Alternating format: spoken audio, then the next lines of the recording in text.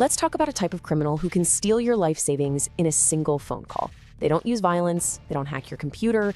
No, they use something far more powerful: your own trust. Okay, let's dive right into this, because what we're about to dismantle is one of the most psychologically sophisticated crimes happening right now. Just let that sink in for a second. The criminal pretending to be your bank is actually better at the job of sounding like a banker than the real employee. I mean, these people are masters of social engineering, and their whole performance is designed to bypass every rational thought in your head. In this explainer, we're gonna pull back the curtain on their entire system, not to scare you, but to arm you. So, we're going to treat this like an investigative case file.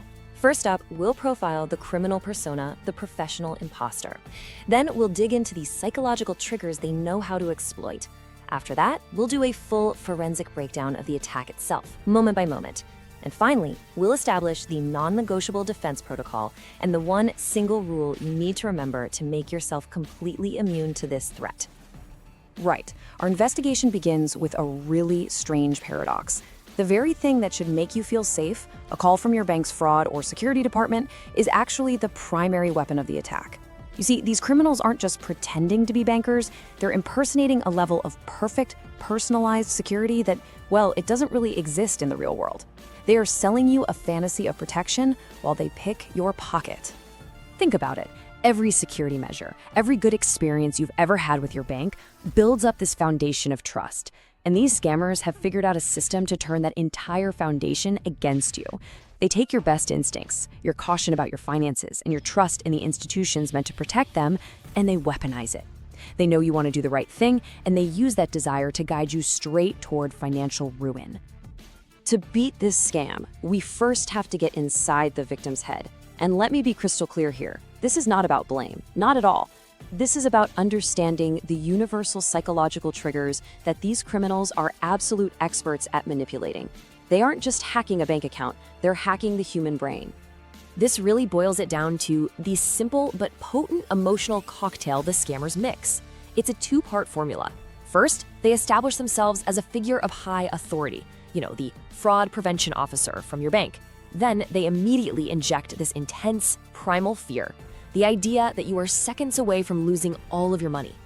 This combo is designed to short-circuit your rational mind and throw you into a state of panic, where you are desperate for a solution. And very conveniently, they're the ones offering it. And the stakes here, well, they couldn't be higher. These aren't just small-time thefts. We're talking about high-value attacks designed to completely drain an account in one go. The average loss often tops $10,000. And in many cases, it's a person's entire life savings. Just think about what that number really represents. A down payment, a kid's education, a retirement fund, gone in minutes. This number is exactly why we need to understand how this works. So, how do they build this illusion of legitimacy? It all starts with a piece of technology. The whole scam is in motion before you even say hello, thanks to something called VoIP spoofing. And it's shockingly simple for criminals to use. It lets them pick whatever number they want to show up on your caller ID. So your phone rings, you look down, and you see the official, legitimate phone number for your bank. Your brain sees that trusted number, and immediately, your guard goes down. The first line of defense is breached without a single word being spoken. Now, once you actually pick up the phone, they deploy their first psychological trigger: authority bias. We are all, hardwired to defer to experts and people in charge: doctors, police officers, and yep, bank fraud officials. The title fraud prevention officer is not chosen by accident. It's specifically designed to make you feel like you're talking to someone who knows more, who has more power, and whose instructions you absolutely must follow to be safe. It's a shortcut to credibility that bypasses all critical thought. The last piece of their psychological toolkit is something called cognitive fluency. See, our brains just prefer things that are easy to process. To make their story easy, the scammer will usually have a few pieces of your real information, probably from a data breach, maybe your address or the last 4 digits of your account. When they mention these details, their story suddenly feels right. It feels plausible. And because it's so easy for your brain to accept, you stop questioning the other details. You're now completely primed to believe whatever they say next. Okay, so we've seen the toolkit, the tech, and the psychology. Now let's put the crime itself under the microscope. We're going to review this attack in slow motion, breaking it down into its core components. Because once you see the structure, you'll learn to recognize the pattern instantly. Every single one of these calls follows a predictable 3-phase script. First comes initiation, where they use all those tools we just talked about to establish their fake identity and capture your trust. Second is escalation, where they manufacture a crisis and convince you to break normal security rules. And the third is extraction, where they literally guide you into sending them your own money, framing it as an act of self-preservation. So the crucial point in phase 1 is the hook. Your phone rings. You see your bank's number on the caller ID. That's the VoIP spoofing. The person on the line introduces themselves as a fraud officer and then confirms a tiny piece of your personal info. Something like, "I'm just calling to verify a charge. Are you currently in Ohio?" If that information is correct, and that's the cognitive fluency kicking in, the trap is set. In your mind, their authority is now confirmed. They have to be who they say they are. Phase 2 is the big turning point. Here, the scammer invents an urgent crisis. Your account has been compromised, and we need to move your funds to a secure holding account immediately. Now, here's where the manipulation flips. You're no longer just a passive person being protected by your bank. They've now made you an active participant. They are weaponizing that authority bias we talked about, using their phony title to make you follow an order you would never, ever normally obey. And to maintain control during this critical phase, the scammer creates what we can call the psychological choke point. They'll insist, "For your security, you must stay on the line with me at all times. Do not hang up." This is not for your security, it's for theirs. It's a pure isolation tactic.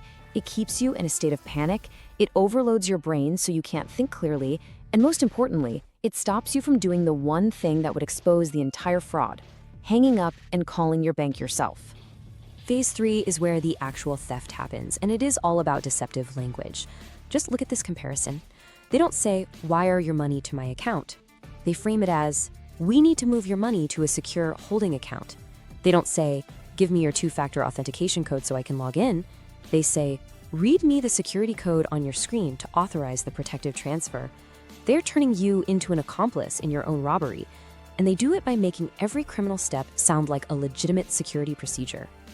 Okay, so far we've been on the criminals' turf, analyzing their methods. Now we're taking back control. We're pivoting from analysis to action.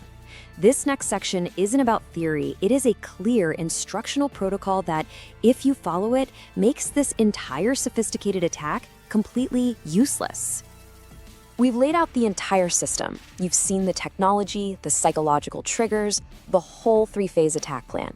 You see how it's designed to make you feel powerless and confused.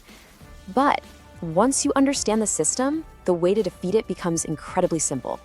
So how do you do it? How do you beat them every single time? The defense is a simple 2-step, non-negotiable protocol. Step 1, mandatory disconnection. The moment you get an unsolicited call from your bank about fraud that asks you to take any action, move money, give a code, download software, you hang up immediately.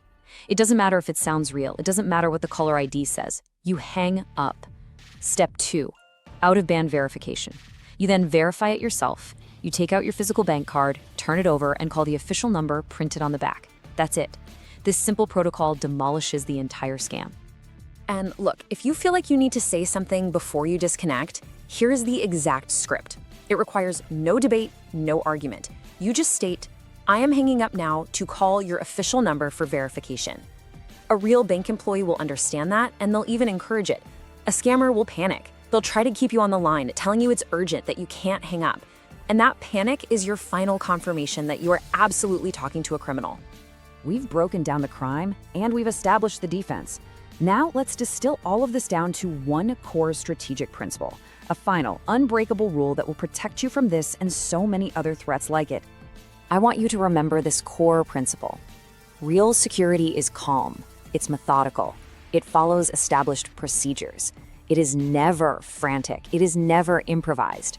Anytime someone contacts you out of the blue and offers you a path to perfect security, but only if you act right now with incredible urgency, you are in the presence of a lie.